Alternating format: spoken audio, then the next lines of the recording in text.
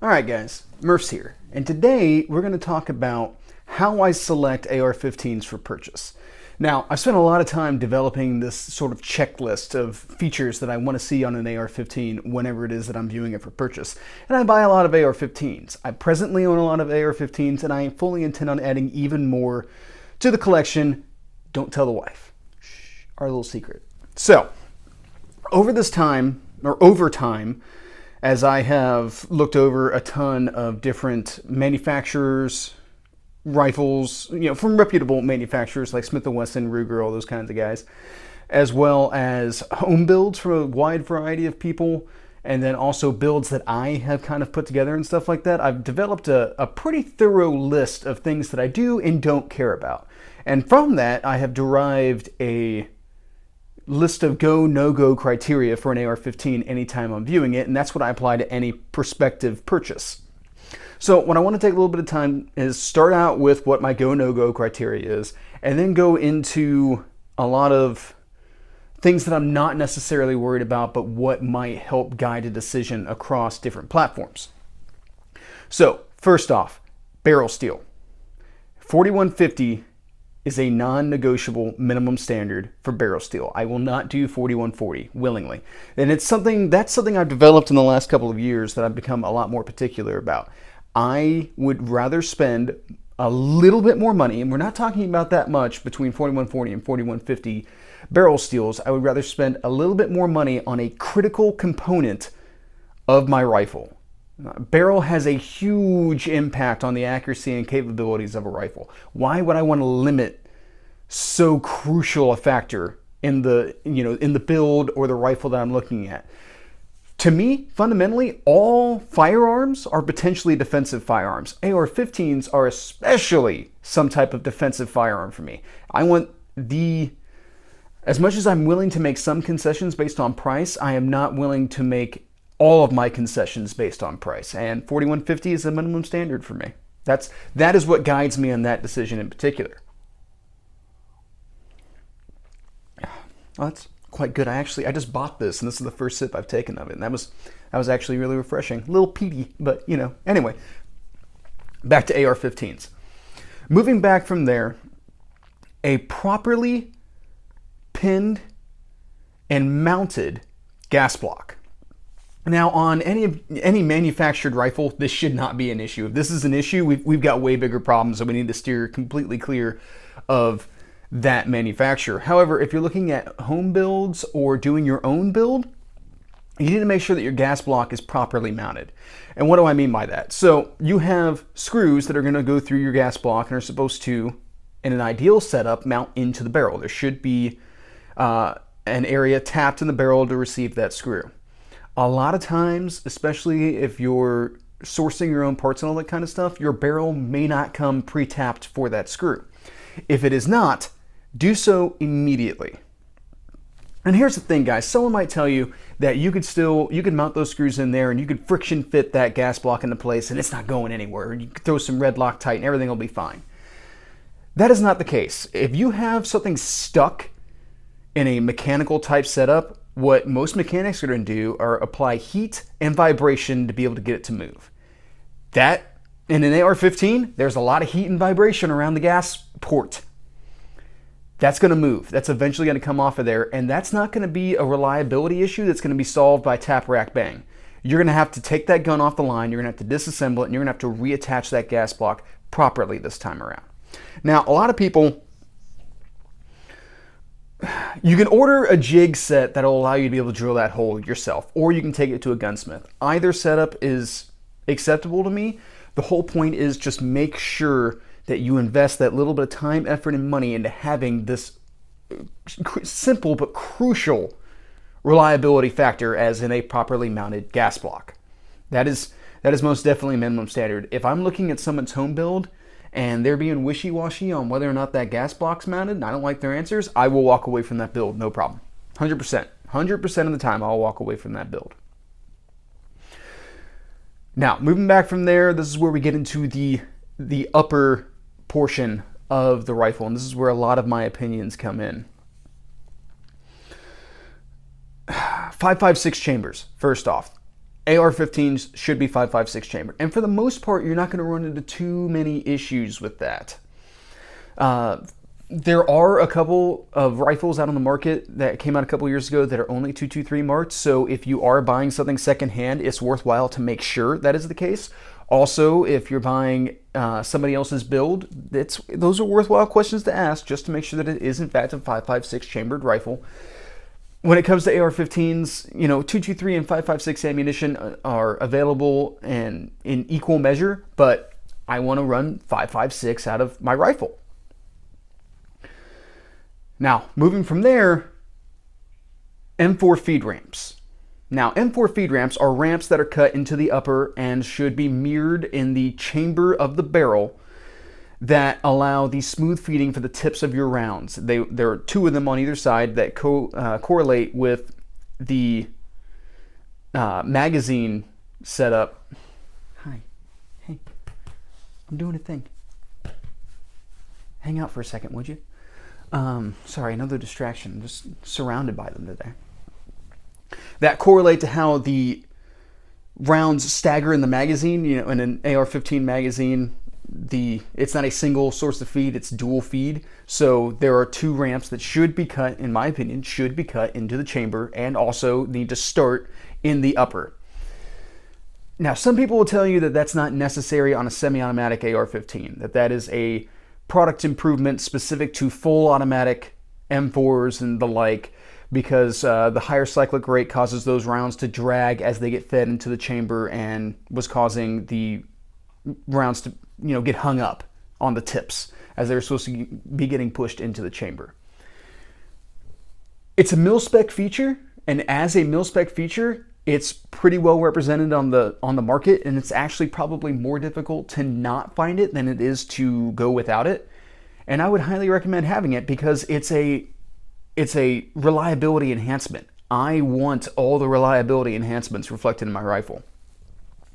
Now, if you were to decide to go against this and say, well, this is not important to me, this is not a thing that I feel that I need, then I would recommend that you still check any budget rifles or any builds that somebody's trying to push on you and make sure that they don't have an M4 feed ramp cut chamber and no feed ramps reflected in the upper.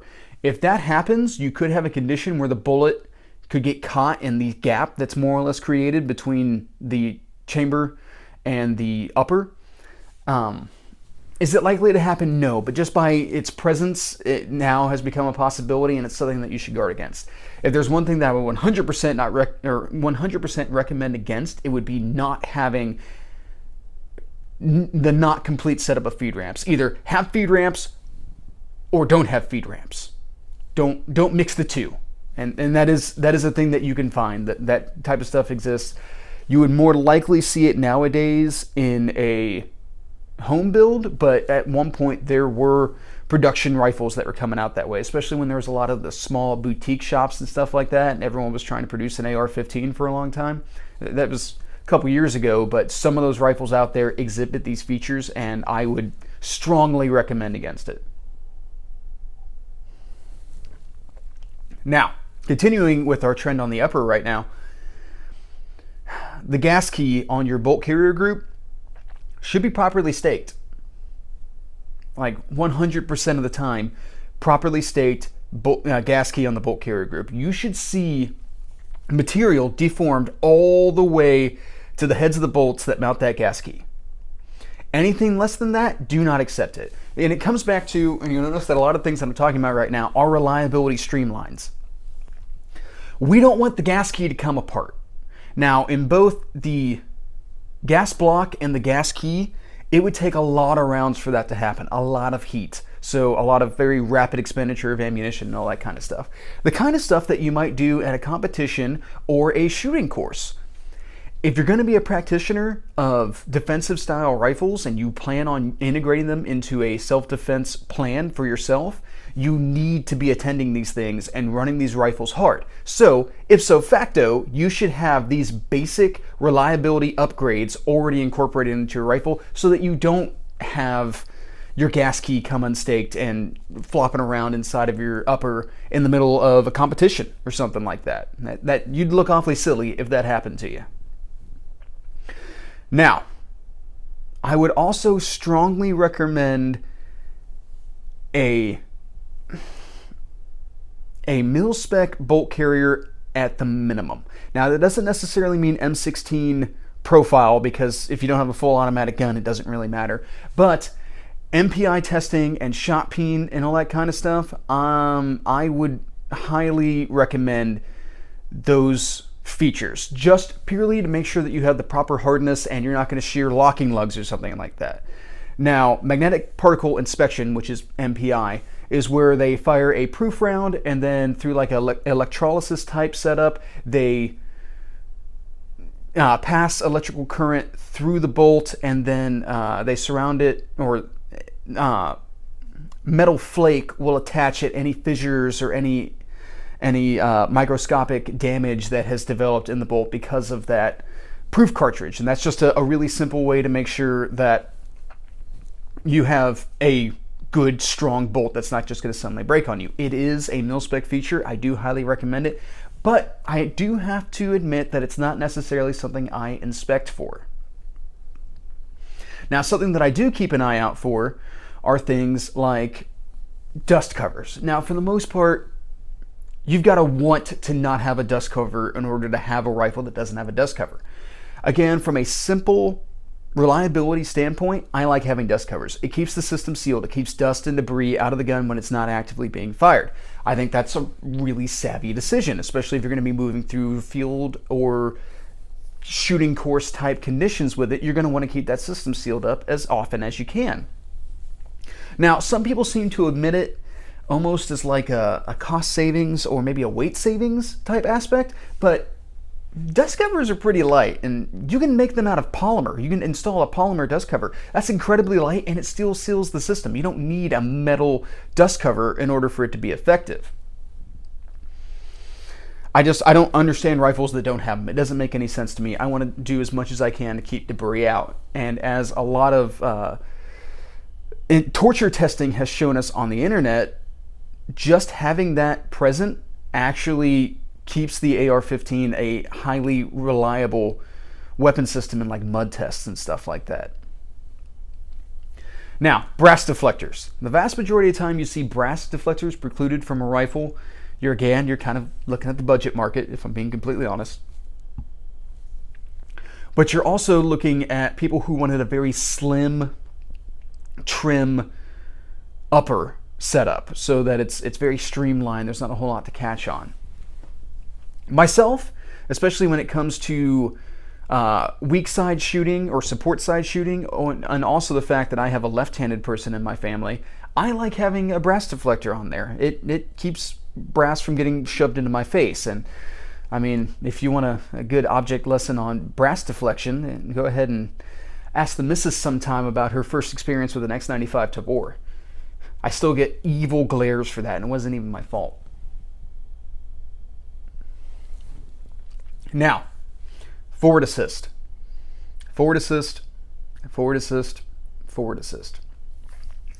This is an extremely hot topic. Very much so push button for a lot of people. Some guys get very wrapped up and very heated in the discussion about the forward assist. And the nature of the argument becomes that if you have a situation in which the bolt is not going in the battery in the chamber, then you probably are only going to exacerbate it by trying to mash it in there with the forward assist. And there is something to be said for that. I'm not saying they're wrong. However, the vast majority of people will then go further to assert that you cannot indicate a single time that you've ever used a forward assist. Well, I can. And first off, guys, let's just keep in mind that I've been running AR-15s personally and professionally for 12 years. I have tens of thousands of rounds through the platform.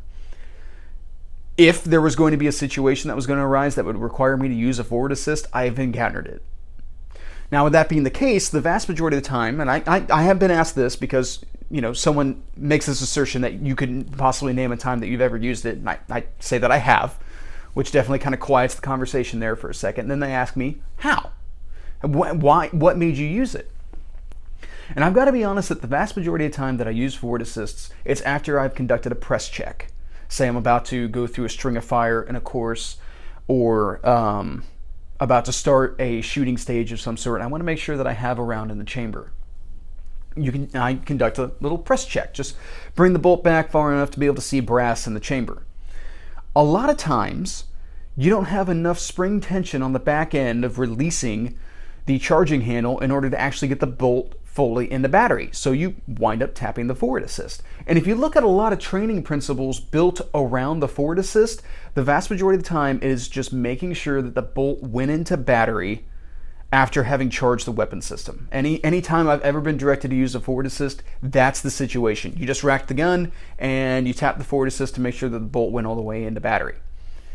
That should not invoke a condition where it would be hazardous for me to use the forward assist. Now, if I, say, hit the bolt release and I had like a quarter inch of travel before the bolt hung up, I should maybe stop and inspect what's going on in the chamber and make sure everything's okay before I go mashing on literally anything, let alone the forward assist. Now, you can preclude a lot of those issues by using your bolt release as the only method of allowing the bolt to go forward. You get that full spring tension and all that kind of stuff. And I have been to courses where they really stress that, where even on, start of the day, first mag of the day, you would lock the bolt to the rear, insert your magazine, and then let it fly forward. And from a handling standpoint, that makes a lot of sense as well. You make sure that the gun is clear, and then you insert that first magazine. But if you're, say, out on patrol somewhere and are in a condition that you don't want a round in the chamber, and then you move into a time when you do want a round in the chamber, you're probably going to wind up using the forward assist after that. Now, I've also used the forward assist in hot, dusty climates where I just wasn't getting, even with full spring tension, I wasn't getting the best bolt seating, I guess you can say. It wasn't going all the way into battery, and that was legitimately, I was in a desert, so it was hot, dry, dusty, kind of the worst case scenario for metal parts moving across each other, machined parts moving across each other. And I've done that. But once again, if I felt I was in a condition where a forward assist was not going to help me, like a forward assist is not a part of my immediate action drill. It's not tap, rack, bang, forward assist. That is not what I do. But whenever I'm coming off of an administrative type function, it's not been a bad idea for me to tap the forward assist. It's probably helped me more than it's hurt me. So my little tirade on that, and I don't mean to throw out anyone else's experiences. These are just mine. This is what I've actually done in real life. Now, moving back, my last go, no-go criteria is a Mil-Spec receiver extension. For the most part, you don't really see commercial buffer tubes anymore unless you're looking at ultra budget rifles. But I definitely want to make sure that I have a Mil-Spec receiver extension on all of my AR-15s. There's more adaptability to different buttstocks and all that kind of stuff. You have a wider market available to you. And honestly, that's another feature you're going to have to pursue. Now, we can go ahead and talk about things that are kind of pure preference to me, and that would be like exposed gas blocks. I do not want my gas block exposed at all. I do not want to risk damaging it at all. I prefer that my handguards go past my gas block in the vast majority of conditions. At the very least, are flush with my gas block. In addition to that, I do not like railed gas blocks. You see that a lot, again, in the budget market, which you might be noticing a trend, and I will address that here in a moment. I do not like railed gas blocks. First off, it's an aesthetic thing. It does not appeal to me at all. I can't stand it. I think it just looks terrible, absolutely horrific. I would sooner I have a rail that runs all the way out there that I could attach accoutrement wherever I would like, as opposed to just having this tiny strip that I can only mount a front sight on, which I haven't ever looked too far into whether or not that actually like properly correlates to the heights that it's supposed to be at and all that kind of stuff. I do seem to remember that there were some issues with that, again, in the ultra budget options. Not saying that is the case. I'm just saying that I don't like them and I don't go for them. That is pure preference on my part. Now, something I'll just go ahead and address. It's kind of the elephant in the room at the moment. I don't like budget rifles. I'm talking about the ultra budget rifles, where 500 would be too much for them. So your ATI, Omni hybrids, and all that kind of stuff. I do not like that range of rifles, and that's purely because they fall directly in a lot of the things that I just outlined I don't like. 4140 barrels, not being 5.56 chambered, not having M4 feed ramps, commercial receiver extensions, and all that kind of stuff. That is what's common for that rifle market. Now, if you're just somebody who takes an AR-15 out just to plink from time to time, no different than like a Ruger 1022, that rifle's fine for you. You're not who this video is aimed at right now. And I'm not telling you that your rifle's not good. I'm just saying that I would not run that rifle hard, and I would not fantasize in my mind about running that rifle hard. I would sooner seek out something with better features to use defensively in classes and in competition. That's all I'm saying. I'm not saying those rifles aren't good. I'm saying they're not applicable in what I'm talking about now. Now, I would like to talk about a couple of things that I just don't care about. And that would be like upper and lower fitment. Now, as long as I can't look through the rifle and see my hand on the other side or something like that, I really don't care about fitment. In my professional life, I don't have a lot of say in how old my rifle is or how many rounds have been through it and all that kind of stuff. It's a little wobbly. It's not so wobbly, once again, that I could like stick a feather through there or something crazy like that, but they're pretty wobbly. I don't care about fitment. I honestly don't. As long as a rifle pulls in a minute of man group, so we're talking about roughly 4 MOA at 100 yards, I'm completely fine with that. Now, that means that is a minute of man rifle. I'm not expecting to take it out to do super precision work and all that kind of stuff, but that's a fighting rifle, and you never have enough fighting rifles lying around. You never know when you might need to arm someone else, or maybe you don't feel like reloading and you just grab the next rifle. Options, man. I like having options. Now, also, billet versus forged receivers. I don't care. 100% don't care. The only thing your upper and lower need to do are hold the parts. They hold the things that are reciprocating and all that kind of stuff. Your chamber's taking care of the pressure. Your bolt's a part of that. Your buffer spring's doing its thing. All I need is something to hold all of those things in place so the rifle can function. So when it comes to splitting hairs and all that kind of stuff, that's not a place that I split hairs. Barrel, definitely. Receiver, fitment, or material, uninterested in it. Now, I use Mil-Spec parts more or less as a guideline. If it's Mil-Spec, I know at the very least it's durable. And it's capable of surviving the average soldier. That is helpful to me right off the bat.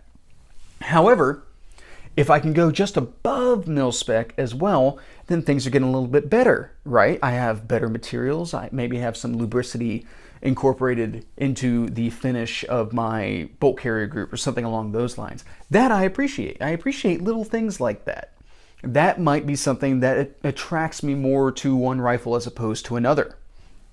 Now, ultimately, price is my guiding light when it comes to these types of selections. I'm looking for the best bang for my buck. I'm looking for a deal. As long as it meets all of my go, no-go criteria that we already listed. Now, some things that might pique my interest, that's a little bit different of a list. Now, in my previous review, we talked about my do-all rifle, which had so many features that made it stand out against so many other rifles at a similar or lower price point. It really is just the best example of what a do-all rifle is to me. It is lightweight, it is slim and trim, and has just such a great profile and acceptable accuracy. Not the greatest accuracy, but acceptable accuracy. Now, some things that might influence my decision between two rifles would be something like barrel profile. And barrel profile in that it matches a purpose. So I use barrel profile or profile, I guess you would say, to kind of help me delineate purpose. If it's a heavy barrel, then I'm appraising this rifle to be used as a long range or a special purpose type rifle. If I'm looking at a lighter weight profile, well, now I'm thinking about something that I might walk with for a very long time. So perhaps since it's not going to be the best accuracy, maybe it's a really good CQB option or something like that. Maybe that's what drives me to take a closer look at a lighter weight profile barrel. Maybe I'm trying to do a copy build, you know, of a M4A1 or something like that. So I'm looking for an M4 cut barrel, an M4 profile, so that I could, you know, I don't know, mount a grenade launcher if I happen to get froggy down the line. That's what's going to kind of help me discern what the purpose would be for a rifle and might make one rifle stand out over another. Same with twist rates. You know, if I can find something with a 1 in 8 as opposed to a 1 in 9, the 1 in 8 would be more interesting to me. Or coatings. Now, coatings by themselves, I don't really care if a barrel is nitrided or chrome lined or anything like that. But if I'm appraising it for a purpose, say, I don't know, I have a heavy profile stainless steel barrel, well, it's going to be uncoated, most likely. 9 times out of 10, it's going to be uncoated. That's going to give me better accuracy, but less longevity on the bore. That's something I'm going to take into account in the decisions that I make. Now, if I have a lightweight profile stainless steel barrel, that rifle just went to the scrap heap because it doesn't have any of the positive attributes of what I'm looking for in a barrel. Specific to stainless steel or being paired to a purpose, anything like that, it doesn't work out. It doesn't make any sense. Handguards, full length handguards, you know, 15-inch on a 16-inch rifle, long handguards. I love that form factor. It makes it really easy for me to get that thumb over bore C-clamp grip and all that kind of stuff. It makes it very easy to transition with the rifle. Railed forends in general make it really easy for me to set up accessories and all that kind of stuff. Doesn't mean that I won't go for a rifle with the standard handguards, but I'm going to start looking more closely at standard handguards and see if they're heat shielded. Because if it's standard handguards and it's not heat shielded, that's kind of making it lose out right now. That price point's going to have to be pretty good because I'm going to need to replace those handguards. That's just not going to be a good long-term solution for me. Gas system length, gas system type even. You know, direct gas impingement or internal piston, as we call it these days. I use the terms interchangeably. It doesn't really matter to me. Or external piston. You know, that does not concern me. Now, if it has a whole lot of features that I like, if a external piston gun has more features that I like than a comparable direct gas impingement gun, then I'm going to go for the external piston. I own external piston guns. They don't bother me at all. A mid-length is something that I'm pursuing right now. So if I came across a rifle that had the right set of features and a mid-length gas system, that would win out over something else that might have a comparable price point. That's just how my mind works. I look for features and I look for things that I can combine with a task and a purpose. And that gives me adaptability within my systems, and that's something that I'm looking for. I like to be able to have options, and I like rifles that give me options. Butt stocks, pistol grips, all that kind of stuff, the easily swappable things, that drives no decisions. I have a bunch of rifles with A2 pistol grips on them, and I hate the A2 pistol grip. But I had that on there with the full intention of getting rid of A2 pistol grips. It's not an immediate upgrade, but that's an in the short term upgrade for me when it comes to a lot of these rifles.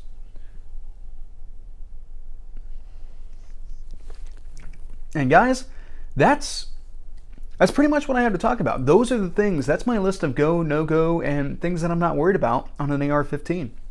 I get asked this question a lot by a lot of people, especially when they're looking at either getting new rifles or getting their first rifles. And this is now a reference point for me that I can send people to so that they can get an understanding of what I consider to be important. Now, keep in mind that this is not what I'm telling you should consider to be important, as much as I would implore you to think about anytime you're looking at these rifles. Figure out ahead of time which of these things mean something to you and which do not. For the vast majority of the public who do not own multiple AR-15s, they might be more concerned about barrel profile than not. I'm not, and I have multiple different barrel profiles that in the coming months and years I plan on reviewing for you guys and telling you what I think about their application. And it's through lists and concepts that I come up with like this that I can bring you this information. All right, guys, if I let myself go on much longer, this is going to wind up being an hour-long video, so have a good day.